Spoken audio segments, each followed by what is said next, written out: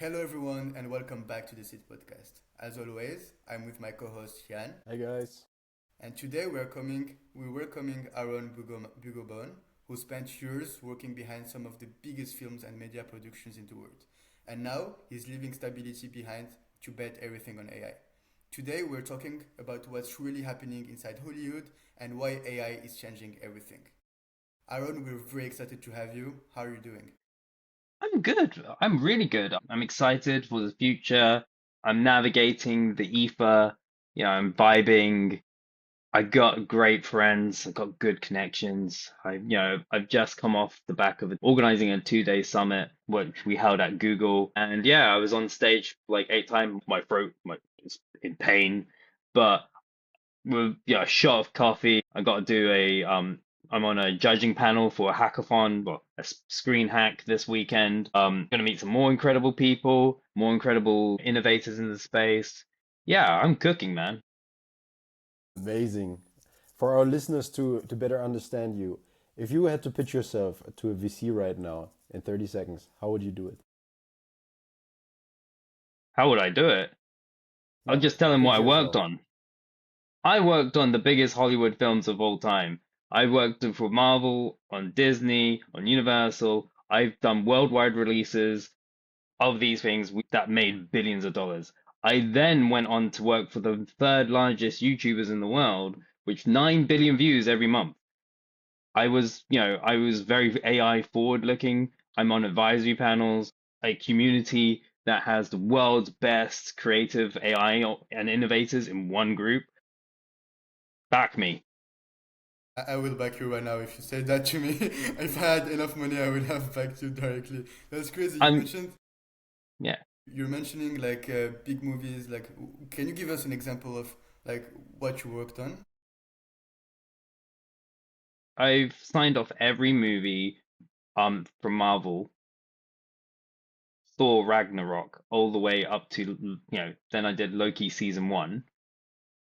I've done Jurassic World, all three of them.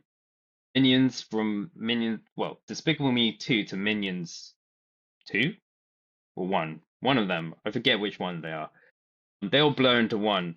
I worked on Oscar award winning films, Oscar award winning shorts. La La Land, I did that. I did a couple of Star Wars films. Yeah, majority of like I've worked on some terrible films as well. And things people don't understand is like there's a lot of people that don't get credited, and I'm one of those because I was not in. There's a certain cutoff point where if when in production you don't get mentioned because if not the film industry, if we all got mentioned, that credit sequence would last for 20 minutes. Maybe to get one thing out of the way, what is your favorite movie? I love Godzilla. Like the original Godzilla, I absolutely, love. I like Hunt for the Wilder People, Taika Waititi. That's a great movie. The other one, The Fly. I love horror movies as well. Like, these kind of things. Yeah, I mean, for me, like, enjoy movies. I love watching them. But it's all about connection. Like films that connect you, I love, right? Like the opening sequence of Up is like my most favorite pieces of media of all time. There was a really cool film about autism called The Reason I Jump. It has probably one of the best sound designs I've ever heard. If you can find that in Atmos and watch it in an Atmos cinema, whew, it gives you chills. And it's also very poignant. So yeah, I'm being lucky enough in my life to work on these huge films and and interact with some amazing people. I spent like nearly over a decade doing that. Aaron, you mentioned you worked with La La Land. It is my favorite movie all time. Just like the music was fantastic. Well, obviously the actors they're like just great, and the storyline was awesome. And what I want to really understand is you've worked with a few of those very big movies, and I really want to understand what does it take to make a huge and great movie. A lot of work. a lot of effort, a lot of blood, a lot of tears, a lot of grinding. Yeah, it's a really hard industry. I would say Hollywood is a meat grinder. If you're not strong mentally, it will grind you up. And people go to Hollywood thinking they would, make it or or work in the industry and they will make it.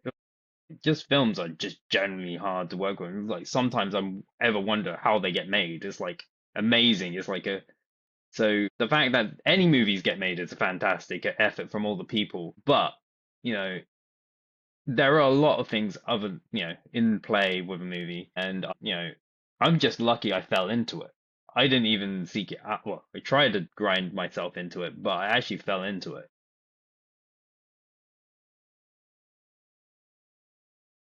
So, for our listeners to better understand where you come from, can you give us a little guideline of how your life evolved to the current stage? So, which companies you ran through?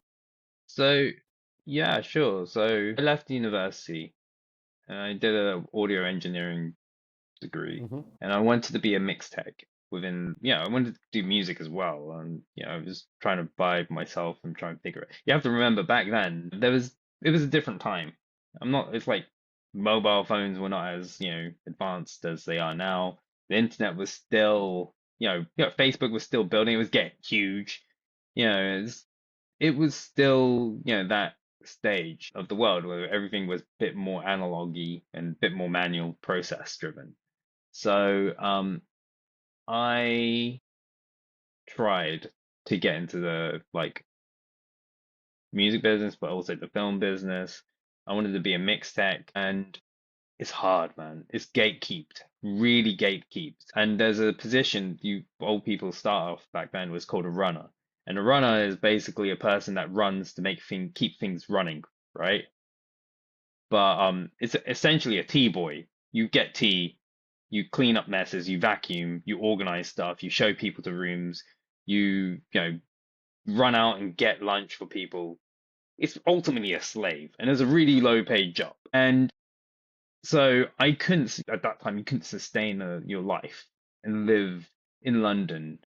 So I went into retail. So I just worked in retail. Every single moment I had, I was running outside. So I was literally just grinding, working in day, any spare time running. Media was my life. My weekends, I was working 7 days a week.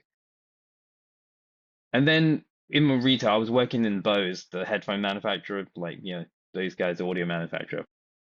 And one day this guy came into the shop, and I was the manager at that point. And there was like I had this, he came up to me and was like, "Hey, my headphones are broken." And I looked and I was like, "Oh, your cable's broken. But I'll see what I can do." And I found that I had the same cable, um, but it was not on the system. It was something else. I don't know where it came from. So I just said, "I'll give it to you." And he was like, "Are you sure?" I was like, "Yeah, just take it." It's not like no, I'm just gonna chuck it away. No. And and I gave it to him. And if you know Bose headphones, they come in that kind of rounded case, and you opened the case. And in the case there was a card and it said Universal. I was like, "Hey, Mr. Universal Good, like I want to be in films. That's what I want to do."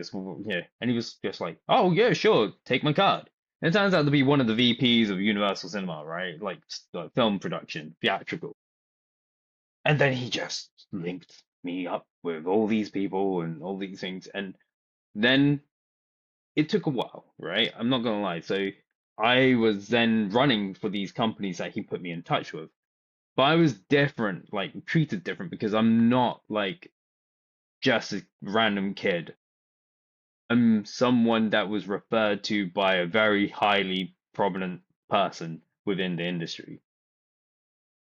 So at that point, Tottenham Court Road went from on in a was going for a rejuvenation, and this was before the Elizabeth line and stuff. They were starting to build the infrastructure, and then the shop closed down because of the rejuvenation. Then I went to Bang& Olufsen. Bang& Olufsen is like the Danish, it's like the Ferrari of all speaker manufacturers, right? These guys, so they picked me up and I became like, I was working in like high-end, basically AV retail. And then, but I was still running. I was literally working and running, working and running. So it's still 7-day job.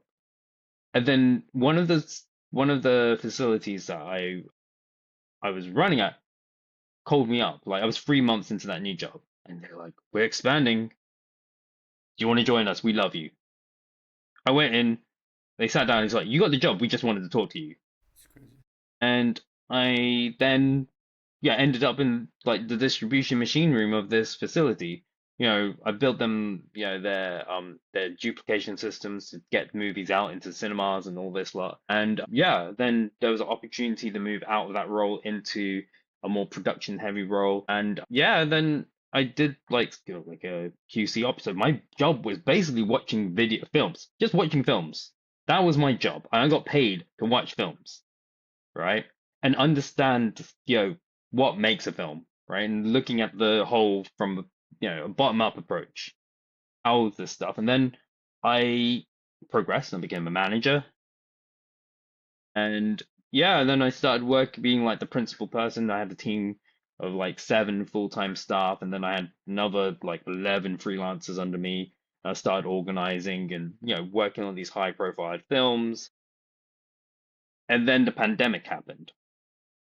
Unfortunately for me, I moved closer to my work, which means I didn't get any furlough, I didn't get any time off, I didn't get anything. I literally worked through the pandemic. So I was working on films in the pandemic at a time where the films were not doing so hot because, the rise of Netflix and YouTube happened in the pandemic and stuff. So then, then it was times are tough because there was the pandemic and then there was the actors strike and all this stuff that was going on, right? And theatrical weren't doing well. Like movies were not being made. It was like there was a, you know, I was working. I think we were starting to plan for Avatar 2 at that point, and then I was pretty much disenfranchised. I went through 2 redundancies, and I was just like I was hurting. It was just a situation we found ourselves in. I then got headhunted by a children's media entertainment company and YouTube. Now, I didn't know who they were at the time. They said they had a problem. And I said, okay, cool, I'll come and help. And then, at that point in time, it was YouTube. I was like, this is new. This is something excites me. This is a progression of so I went where the audience was going, basically, which is to digital, digital platforms. And I started going through, and these guys, they do like 9 billion views a month. They're incredible. They were, so joined and I went through this technical process of like sorting out their pipeline and looking at stuff ChatGTP dropped as I was doing this, working there. And I was just told to look at AI. And I just never looked back. I just continued. I started speaking about it in the open. We looking at the legalities and all this stuff about AI, and it's really hard to implement AI at that point, like in any studio. You couldn't do it because it was just too risky.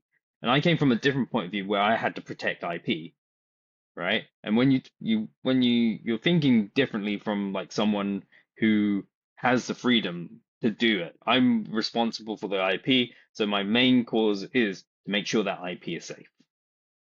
I had so many, but because I was in a studio and they were like worth $3 billion, I had a lot of ins, and I started building my network at that point.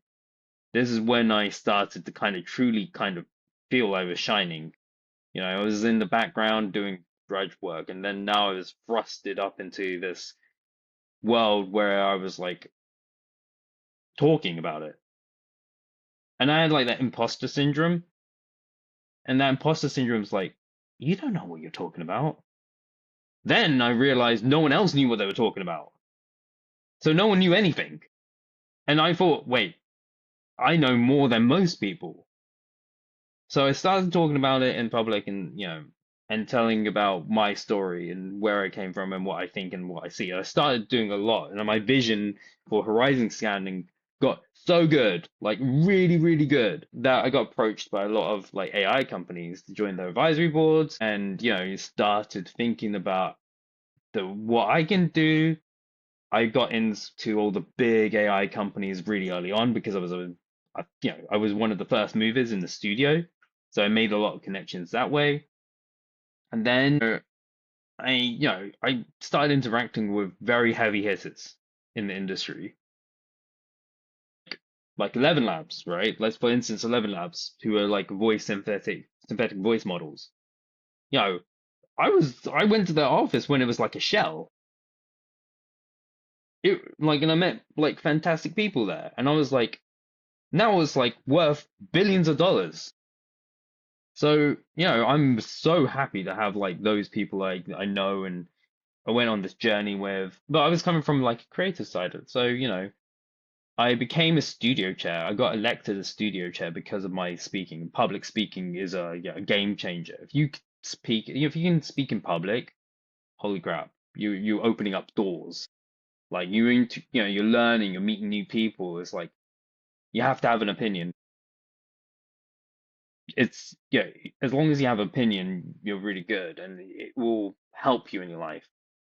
But public speaking is great. So I became a studio chair and I started speaking more about it because studios, well, my peers somehow looked at me as like, that's the guy that we want to represent them. Uh, I don't know what they were smoking at the time, but it's benefited me. Um, And then, met the guys from who now are Wonder Studios, and they're doing bits as well. So shout out to Xavier and Justin, and they've done doing some excellent jobs. And then I became a community builder within the AI creative space. So, I know all the big players, and they're my friends, and we went through it as well. Yeah, and then now, yeah, I left my job. Like I took a punt. I was like, I'm leaving my job. I left my job. I looked at the industry and I was like, there is real opportunity. There's so much disruption. And now, now like a fulfilled, I'm a director of creative. I'm the director of creative strategy for the GCSC, which is the Global Creative and Security Community, which is a media association that I was the studio chair for. And it's been around since the 70s, and I'm helping to re-engineer it into a modern version of itself because AI is so disruptive over the industry. That means that like I'm basically the creative pillar. I bring in the creative side of it, and then we run working groups, we do events. We did an event in Google recently, and it was attended by 300 people. And we do 2 days, we do strategy day, and then we do a workshop day so people can get their hands on. And I bring in my creative friends and my innovators and just to speak, to talk and do some workshops. There's some really cool stuff. And then we do also one in LA. We do the same in LA. So we go to Google's Playa Vista campus and we do it there. We do little socials at IBC, NAB, and yeah, we do like a quarterly meetup with all the studios. Yeah, I'm on the AI working groups. I'm also in a think tank called the AI localization think tank. So it's about globalization and localization and translation industry. So shout out to all those guys. We did a online, what is it called, AI ThoughtCon, and 1,000 people just turned up. It was a free. We did it for free, right? Like no, we didn't think like this would ever happen. We had some really cool speakers from like because we're a very global think tank. We have people from America and Europe and South America. Yeah, well, we want pretty much to grow it, then grow the community and just, and if I think the things between those, the association and the think tank, these what we did with AI ThoughtCon 2026 is these are free events, guys. We're not trying to rinse you of money. We're just trying to educate you with thoughts and thought leaderships and thinking differently. So it's one of my things is that we need to lower the barrier to entry because I see all these things that's like worth thousands. I'm like, do I really want to spend my budget going to a place where I'm probably going to meet the same people that I already know, right? And that's the 100%. power of community, and that's the power of networking, because ultimately you don't need to pay for those massive events because you just do it for free and you just open up your WhatsApp. There's a thing called a phone, right? Yeah, 100%. It was like your storyline is so captivating, and we are gonna share the links to your LinkedIn and all things so that people can follow your events, follow your communities, and like learn and educate themselves. I think it's very important what you're doing, and it helps a lot. And coming back to your journey, you've shared a lot of like interesting insight that I would like to elaborate on.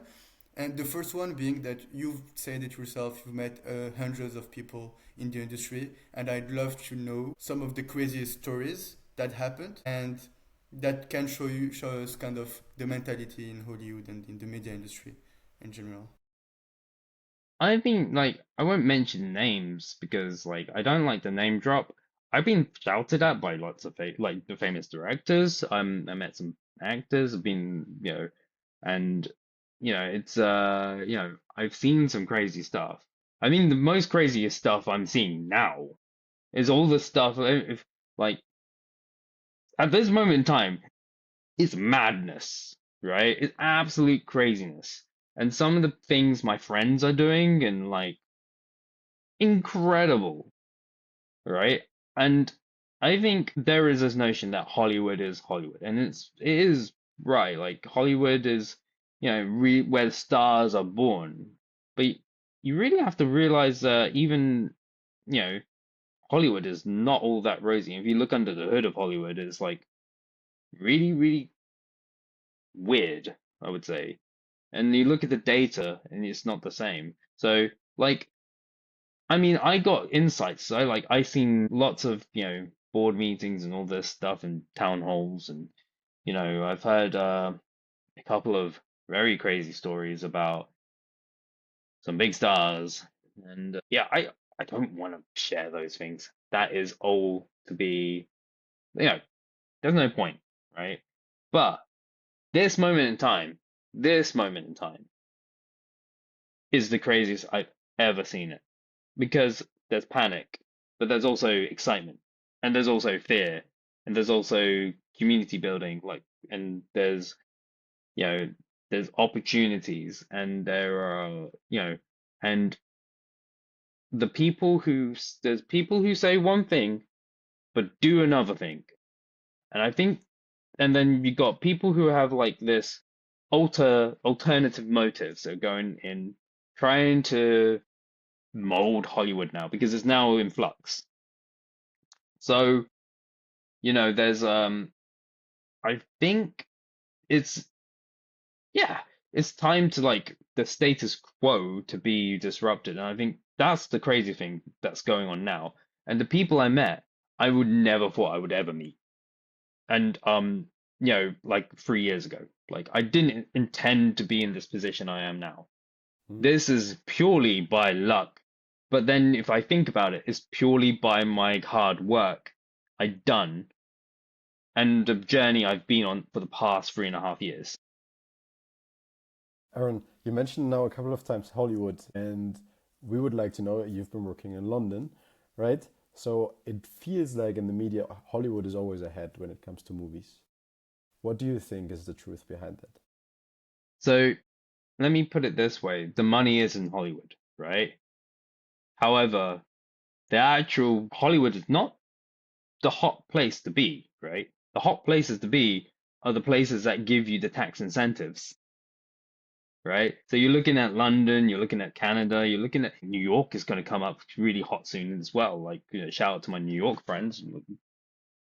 We have tax incentives. We speak a common language, and we're cheaper than those cheaper. We're cheaper people. Like our wages are less, and we got think about it, we're a welfare state. We have free healthcare as well. So, and we have very little union control. So at this moment in time, London is like a really cool place to be within the media industry. And I just think that the government needs to support us more. Like, and we can make films. We need to be backed, and we're highly skilled.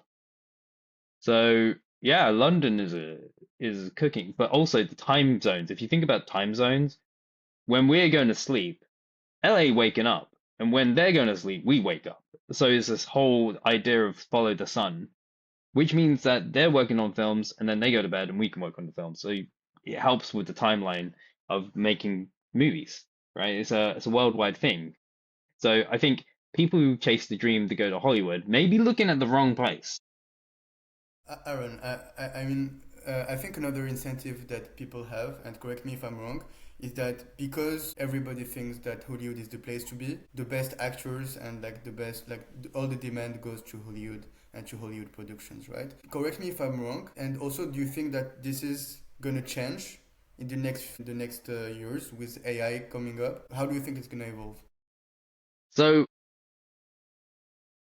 there's a guy called John Irwin. I think if you don't know who John Irwin is, you should follow him. He is an incredible person. But there's another guy called Dave Clark from Promise. Follow him. And follow me. Please follow me. Follow Justin Hackney, Ryan Phillips, Ikeno, Mokwe, Paul Kerrison. There's Edward Saatchi from Fables. There's these new generation of filmmakers that are coming up, right? And you know, we're going to have this shift mentality. So my prediction is this: Hollywood would always be Hollywood, and nothing would change. There's going to be these hybrid AI productions with real people, real actors, right? And then, you know, very quick, cheaper, VFX pipelines. They will still need VFX people and GFX people to fix stuff, but we're going to go quicker, right? So times are going to the production timelines are going to shrink, which ultimately affects budget. And when you're talking about budget, I think we're going to see less $250 million films in the next couple of years. We're going to see more of the $50 million film sort. However, if you think about that, your next question is, um, who's going to make the money, right? Because obviously if you make a $250 million films, you need to make $1 billion. But if you look at how why so if you use AI, the potential of AI is the mitigation of risk. So and also making stuff cheaper and quicker. Now, the question is quality. What is quality? And I always say quality is, the story and there's the look of the film, right? And there's what the audience and making connection with the audience. This is where it gets a bit interesting. People who complain about AI generally complain about the AI slop, right? However, there is a professionalization of it going on in Hollywood. And all the production pipelines have been actually, if you think of VFX pipelines, they've been AI for years, like beyond, like for the last 15 years, there was machine learning within AI pipelines. And you can see some of contracts that go through say, we do not want to use AI. Okay, then you don't use any VFX. Good luck to you, man. Good luck getting your film made, right? And then but the VFX industry went through this. We had people saying we didn't use VFX, we didn't use any computer, and then it turned out the film had tons of invisible VFX in it, right? It's knowledge. Knowledge is the thing that people lack within the industry, and it's a horizontal thing, and it's all posturing and all this stuff. So film budgets will come down, turnaround times will get quicker. And this is good for content creators because it de-risks content. And if you can de-risk content for the studios, it means we can make more interesting movies, right? So John Irwin made his series for Amazon Prime called The House of David. Without AI, that series would never been made, right? He made it so quickly and so efficiently with AI, and he had a great AI team. Shout out to Ludwig, one of the goats, and the team at the Wonder Project. Great guys, right? They they cooked. They literally cooked. And you know what? I don't we're in business. If you go to any business and say, I can make this for this amount of budget, not this amount of budget, we don't have to spend hundreds of millions. Every executive will be like, we want that cheaper one, please. because it de-risks it for them. If it flops, they're not losing a 200 million, 50. So the business part of it, like, and this is where I think we're going. So, but Hollywood will always be Hollywood. And at the end of the day, AI does not have a soul. It does not have a lived experience. It does not understand the human parts of us, right? So this comes back to my kind of professionalization talk about AI, is that yes, you could make a film but with an LLM and write a script with an LLM. Is it going to be good? No, because AI doesn't have taste. The people who have taste are the creatives and the writers, the script writers, the set designers, all these guys that have this lived experience in the industry. They are the ones that have taste. They know what good looks like. So I don't think they will go away. They will actually be enhanced. Like they can do iterations and they can make this stuff and they can free themselves from from the mundanity of what the traditional mindset is. And I think that's the key. It's like we're in the business of make believe, right? So the business of make believe, we've always made stuff fake. We use actors, we film actors. They're not the real people. They're embodying people. I believe my own sensibility is that we want to go, we want to, make them happy, and we want to use these stars because you need to have them attached to fund your film anyway, and yeah, I think there's gonna be a renaissance of media entertainment soon. And there's two ways of thinking about it. We're gonna make more content and it's gonna be incredible, or we're gonna make the same amount of content and we're gonna be gatekept and it's not gonna change. It's just gonna get cheaper to make it, and we're still gonna have like 70% of all media freelancers out of work, and it probably will be more. And this is what I don't want, right? Attention is it's the most precious gift you can give someone, right? Your viewers, you, me, we're giving up our time, our life energy. If you do not respect your audience, right? You do not make a good story and you do not make it look good, and it takes them out of that escapism and you telling your story, you failed. You failed them, right?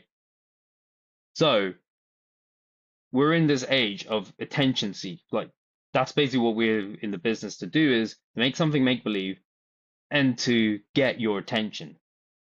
So, I think, I think storytelling won't go away and people won't go away and LLMs won't be good enough at the moment to tell and connect with that human sort of thing. I think humans will always be needed.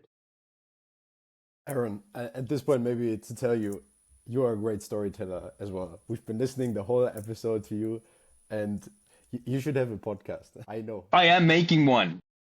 I know, I know. So the podcast we're doing, we're still in production and trying to figure it out and make it. But I wanna, I've just become a founder at 40. So I'm making a media company. Why not? Because I want to tell people stories, right? And I want to be like transparent about it, and I want to be telling the stories that people didn't get to tell. So off the back of that, and this is how I met Hassan at Local Globe and the Open Court. I want to champion startups. I am fascinated by the AI scene. I'm fascinated by the VC scene. I'm fascinated by the angel scenes. But I'm fascinated about people, the functions of people who support these startups, because I think AI can do a lot of good in the world. People ask me, but one of the questions I try to ask and people ask is that what does it mean to be a human within, what's the best skill to have as a human, right? Within this world of AI, right? What happens when AI gets so good, that it can do lots of tasks and automate so many things? What does it mean to be a human? What is the skill, the core skill to have? It's simple. Be a good human. Just be a good human. Go out, live, make friends, connect with people. If I didn't go out and sit my ass and eat some Basque food in local globe in open court. Never met Hassan, right? And now here we are. Here we are. Look at us. Look at us. We're talking and we're chatting and we're having fun. And I just love that, and I love the fact that I got to meet you because the insights you're sharing with us are really gold. And I actually wanted to ask you something, Aaron. We talked a lot last time, and one of the key things, the key phantasm of many people right now, is to be able to have really personalized movies or series tailored to their preferences. Do you think that's going to happen? I know that this is going to come down the line. There is something called was it aggressive generative AI, right? Which is basically, video AI video gen, but streamed. And it's constantly streaming, right? You can say you can prompt, I want a guy walking through a field of like corn. As long as you have the credit, that guy is going to continue walking. Still early stage. These are called world models, by the way. There's like Genie 3 and all this stuff, right? Now, the problem with these world models at the moment is that they're very much in the state of they take a lot of compute to do, right? They're very large. You're generating on the fly a world, and then you have like world memory where you can go back if you've done something before. And this is kind of the convergence of like linear and gaming, right? However, we got to that stage and it doesn't look great, right? But then neither did AI generation pictures look great when we like 3 years ago, right? With Dali and stuff. They were not great. The early mid journey was fantastic, but still, it was not that great. And still we're getting to like the point where like, Sea Dance 2 came out and pretty much everyone in my community was like, oh, guys, what the hell? And the ByteDance team like have done a fantastic job on that model. There's a lot of like politics involved. I'm not going to get in that. Yes, they trained on people's data, but I have my own personal opinions that we should be looking at IP protection on the output rather than the input because no matter what you do, like when you put something out online, it's going to be pirated. It's going to be trained on. We can't stop it. I don't think there's a way of stopping it. But what we can do is protect the output or protect the IP on the output. So if someone prompts Batman, bad person. I think we should be more responsible as creators, and we shouldn't be making something that we don't have rights to. We should be making stuff original idea, being unique. That's what we need. So, it's interesting because, you know, this personalized content will come down, and it's already happening if you look at Meta and the adverts, right? They're making AI generated adverts for people. They have like Meta has your Facebook page. They know what your algorithm looks like. They know what you like. And that happens with adverts anyway. They know what you do, right? And they give you the perfect advert for you. Now they're just generating that advert. So you take that one step further into now we're going to generate a whole TV stream directly to you. And it's as long as you got enough credits. That will happen. But at the end of the day, is it going to be good? Right? And do people want to watch it? Because for me, I want to watch other people's story. Like for me, like let me put it this way: Marvel wouldn't be Marvel if it didn't build up the story and have characters, interesting character arcs, and so forth, right? And the story development. So from Iron Man 1 all the way to Avengers Endgame, I was privileged enough to start at Thor Ragnarok to Endgame, right? Community building at high levels on Hollywood side. This is what media is about, right? I don't want to watch some slop. I want to watch like highly crafted, detailed films and movies and feature films and TV shows. I want to play Grand Theft Auto 3 or 6, whatever it is, right? Mhm. I want to explore those worlds.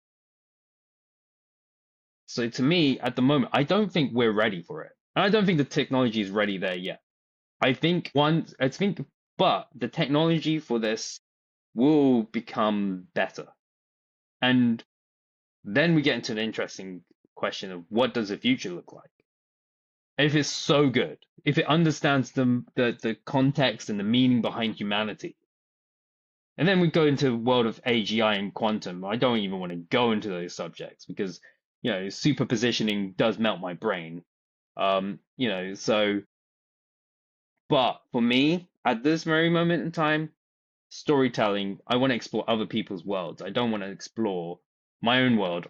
I can do that in my brain. I dream, right? 100%. Can you repeat that part about the knowledge? The knowledge. Yeah, the fact that being aware of the environment is the most important thing. Can you repeat that and elaborate on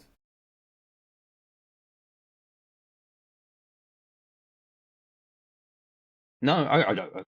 Honestly, I don't even remember what half the things I said. that? I got so much going up on here. But knowledge is key, right? Knowledge opens up doors. Knowledge is understanding where we're going in the future and this vision. Like having a vision of the future is really, really, really important to have. And you can only do that if you have life experience or you know people and you can distill that information. Having community, having that knowledge opens up doors. And you can only do that if you talk to people. And you can only talk to people if you go out and meet new people. And then it becomes a compounding effect. There's a great community called Think Like a Creator. It was made by Jordan Swartenberger, and he's the manager of the Sideman, and yeah, he's got like a whole Substack on it, and he does a really really good he's got a channel he's making. I'll give you the link. You should just check him out and sign up because it teaches you how to think differently, and you get insight of his life and what he does. And he's just on the train. He's with his family. He's talking to all these great people in London, and he's cooking. And I think it's a valuable knowledge to have as young people, just getting yourself out there. Like some people told me, like, let me put it this way. Yeah, and you're in university, right? What are you learning? What am I learning? University, my degree, or Yeah, what kind of just question? what's your subject? Analytics, business analytics, and AI. Cool. So you can use AI to teach you that. Right? Yes, technically yes, So why did you go to university? because it makes a difference if a person is in front of you and you have like an interpersonal connection, I'd say. And because you Okay. got to meet me. Correct. So university has meaning beyond just the information you are taught. You make connections, you make friendships, you learn soft skills, you develop your worldview, you develop people that you can go on journeys with. You talk to your professors, you get involved in projects that are beyond outside of your core subjects, right? That's more valuable No. than the information they give you because your business analytics and your AI degree, great. But in the real world, you're going to continue learning and it's going to evolve. It moves so fast. Business is being disrupted by AI, right? So you need to be flexible in your thinking. But I don't like people saying that you shouldn't go to university or go through education because there's more to that than just the knowledge you're getting in the degree or the paper. Exactly. You guys met because you were at university and now you're doing a podcast. And that is forward thinking beyond anything. So I commend you guys to doing this and taking initiative. So that's where knowledge is power, right? But also connection is deeper than anything you can ever experience. And they're lifelong connections, and you should hold on to that. Thanks for sharing that, Aaron. Can you repeat the part where you talk about knowledge? I'm kidding. I'm kidding. You're gonna kill me, guys. I think, Jan, maybe you want to do the last part of the podcast. Correct. So as always, we have our last section. We're gonna shoot you three questions, and you're gonna shoot right back as quick as you can. I Right? I'm a lover, not a fighter. I don't like war. Like, I'm not gonna shoot anyone. Please don't make me. There's too much of that going on. I'll give you gifts of knowledge. Okay. Okay. I respect that. So the first question we have is, What's the movie you preferred working on? Best movie I worked on. Whoa, that's a hard one. I can tell you the movie I didn't like working on. No, Aaron, you have to choose one. God. I think working on my favorite movie I worked on, and it was difficult to keep under wraps, was Spider-Man No Way Home. God. I had to sign so many NDAs. Like I had to sign an NDA upon an NDA. And then I had someone from Sony keep messaging me and saying, "Did you like the movie?" I was like, "Yeah, you're gonna make $1 billion. You're easily gonna crush it." And it's like every time, "Did you like the movie?" And then when I had to make my notes on it, I was like spoiler alert, Peter Parker's in it. When Peter Parker, and then when I was like talking about the movie to say this is something we need to look at, they're like, "You can't say that." I was like, "Seriously? How am I gonna with a man is wearing a Spider-Man suit in this house at this time code?" Oh yeah, that guy. Why? But I loved it so much. He like had, and also Enter the Spider-Verse. I worked on that as well. And oh my God, I remember just seeing the temp version of it. And I was just walking around the office going, "I love this film," right? And you walk outside and you see Comic-Con people walking around where we were, and I was like, "Only you knew. Only you knew, guys. You're wearing your cosplay, but only you knew what was going on in this place, right?" And it's yeah, I love that film. I love Hunt for the Wilder People. Like it's one of my all-time favorite films. That it was such a joy to work on. And then like the best soundtrack, like the best sound design I've ever worked on is, as I said before at the beginning, which is The Reason I Jump, which is No. a story about it's a book written by a Japanese autistic boy, and he wrote the book in the world how he saw the world, and whoever did the sound design on that really did cook. That was the best sound design. There's a binaural version of it. If you can find it, watch it. But if the key version of it is the Atmos version, I love that film, and I always will speak about that film because it affected me so much. Okay, okay, cool. Question number So two. that's free film. Sorry, I totally ignored your question. But It's okay. Spider-Man: No Way Home is probably the fun film I watched. Yeah, Okay, best film I watched. perfect. If you had to bet on one company right now that is going to massively shape the future of entertainment through AI, who would it be? Anthropic. Okay, It's there I because would ask for a follow-up. Why? gosh, Anthropic, they don't have a video model. They don't have like, anything like that. They are basically the incumbent. They are the people who basically went in all in on coding, right? And if you think about coding, you can make anything with code.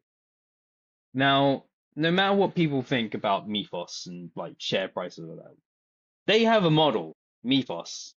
It's so powerful. It found exploits in them like from 30 years ago within all systems.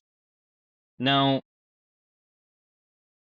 if they have a model like that, they can look for vulnerabilities and fix vulnerabilities within code. Like the we're potentially on the road to 100% generated code accuracy. Right? That's what I see. Now, that doesn't sound like a lot, but if you're an app builder, you're a SaaS product, you'd be basically, I would be really scared because there's something called the SaaS apocalypse. If you don't know what the SaaS apocalypse is, just look it up.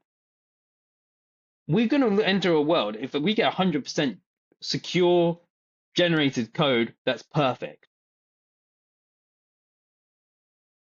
Anyone that has a SaaS product or building a SaaS product is going to be in deep trouble because people will make something called fungible or disposable apps for me. So if I was making an app, I literally will just code it. Hey, Claude, make me this, blah, blah, blah, blah, blah. For this, blah, blah, blah. Share it like whatever you need to do. And it'll be like, here you go, it will work. So anyone that's making an API calls to, I would be scared. Right? You need to make yourself sticky. You need to make yourself like wholly secure. So anyone with a foundational technology stack, like really hard, deep tech, you're all right. You don't have nothing to worry about. Anyone that's just well, hey, I can spin up an app and I can just code it, and we're going to release it, and it has a million other apps do the same. And I see this like with like new founders and with VCs like pouring money into them, and I'm like, yeah, but who your audience? Like, we're going into this world where we're gonna just be. I'm just gonna make. Why do I need to spend 20 quid a month on this thing when I can just make it myself? You just go to like Anthropic and get an API key, or go to like ByteDance, get an API key, go to OpenAI, get an API key, go to Google, get an API key. Why do I have to? It's cheaper, right? It'll be much cheaper. So hence, that's going to change the world. It doesn't seem like a much. That's a revolutionary way of thinking. So Okay. I hope you guys are not making a SaaS product now. I'm not And gonna answer to that. we're definitely not gonna start doing that after your advice. No, Last question. but all seriousness, don't worry too much about it. Just cook, because I think the VCs will start funding in people. Hence, me being a 40-year-old person with connections to the cahoots is more interesting now. And that's why young people need to go out and live rather than staying in front of their computer or Twitter or whatever they X and taking fancy photos of themselves somewhere. Like, I don't care.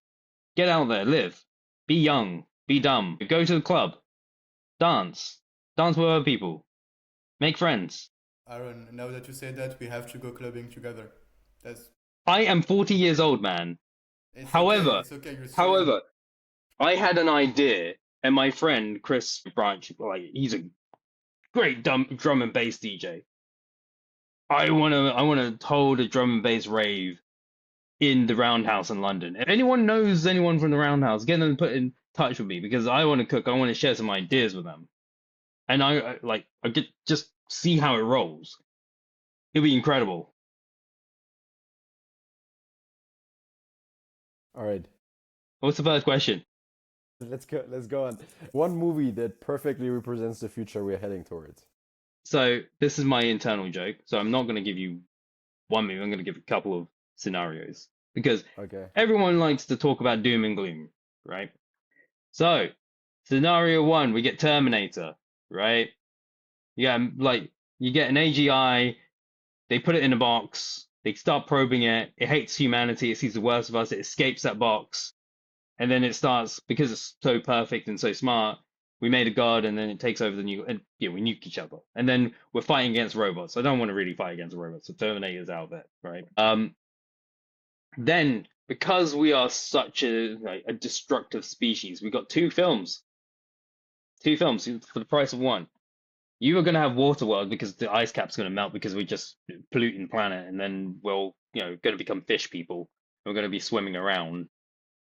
I don't want that because I get seasick. I don't like that. Shout out to Kevin Costner. Like, I don't know how he got the skills, but I don't want those skills. I don't want to be a fish person, and I don't want to be like on a raft. No, I don't even want to drink my own pee. That's not what I don't want that. Right? The other way of we're going to Mad Max territory. Like it'll get dry, hell of a hot, right? It's gonna be really hot, and there's be deserts and just no food, and like you're gonna have people in weird masks, and we're gonna be driving around like diesels. It sounds cool at first, but then you realize there's no showers. I like washing myself, by the way. I don't want to Wait, have but like there's no positive future? I'll We'll get get there. there. I'll Okay, get okay. there, right? So that's gonna happen. Now, this is where the positivity comes around, right? Global warming still happens. We ruin the earth. It gets better, by the way. Don't worry. However, we have achieved AGI and we have sentient robots that help us. They're human friends. They're human friends, right? Elon Musk succeeds, right, with his spaceports and stuff. Great for Musk. Good job, Musk. Right? Thank you, Elon. Um, but the world is trash because we're humans and we're destructive people. And we know we're fighting each other and I don't care, but it's trashed. We all go to space, right? And there's this robot called Wally. He's back on Earth. We're doing something on Earth. just trying to fix the Earth. So our robot friends are fixing the Earth, and we're living in space in our chairs, watching videos about ourselves in movies because you know, personalized content is coming down the line. So why not? We're in this, space floating around, drinking whatever Kool-Aid they give us, plugged into the Matrix, having fun, and then we fix the Earth, and then we come back, and then, you know, we're all fat, and we have to learn how to walk again because like all the blood has gone to our brains and stuff, and we don't know how to live on Earth anymore. But that's the future I'm looking forward to because who doesn't want to sit around in a chair watching movies and drinking Kool-Aid? Because I did that for a job. Okay, okay. Well, thank you for that insight. Aaron, it was so nice to have you today on our podcast. That's all right. Hassan's gone. He just Yeah, I have a camera problem, but I'm still here. Thank you very much, Aaron, for sharing your insights. For the listeners of the podcast, we're going to be sharing all the links that Aaron talked about in the description so that you can check everything out. He shared a lot of super insightful things, so you should definitely listen to the podcast. Well, it's already the end of the episode, so I'm not sure. Maybe we should put that at the beginning. But anyways, but yeah, it was really a pleasure to have you, Aaron. Thank you very much, that's all and right. please share with us like any updates that you. Yeah, thank you very much for having me on the podcast. Like, share, subscribe, guys. These guys are doing good jobs, and promoting you guys, and like for founders, students, whoever we want to just connect. But he's gone. I We think that's lost a him. sign. I think that's a sign. It, Thank you, it, everybody, he for. lost it. It's okay, it's okay. Thank you, everybody, for listening to He's today's back. episode. He's back. I'm back. Yeah, perfect. Let's finish it here. Ciao, ciao. The editing will be hard. Bye.